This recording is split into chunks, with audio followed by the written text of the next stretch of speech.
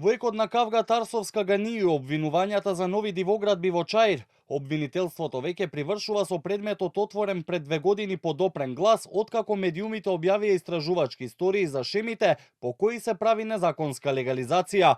Оттаму за Канал 5 велат дека од општината, Министерството за транспорт и Државниот градежен инспекторат е одземена обемна документација, а извршени се и разговори со службени лица од општина Чаир, како и со дел од барателите за легализација на бесправно изградените објекти. По анализа на севкупниот материјален и вербален доказан материјал, чие обезбедување во овој предмет е во финална фаза, ќе следи донесување на соодветна јавна обвинителска одлука. Велат од обвинителството за Канал 5. Во меѓувреме, градоначалничка Тарсовска повторно распали на социјалните мрежи, овој пат и по обвинителството.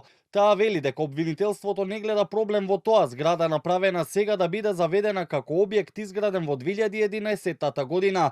Повторно побара да се одземе документацијата од општината, бидејќи се сомнева дека се уништуваат докази.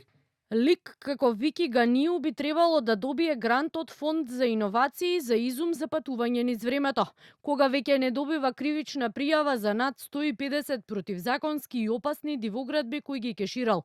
Јавното обвинителство не гледа никаков проблем зграда изградена сега да биде заведена како објект кој е изграден пред 2011 година, иако очигледно е дека според официјалната снимка на катастар, која е направена во 2023 година, дека на таа локација нема зграда. Од обвинителството пак тврдат дека ги следат информациите и ќе постапат доколку бидат утврдени елементи на кривично дело. Воено повторно побара од Арсовска и град Скопје да постапат според законските обврски и сите сознанија и докази да ги споделат со ОЈО, со што би се спречило евентуално компромитирање на доказен материјал.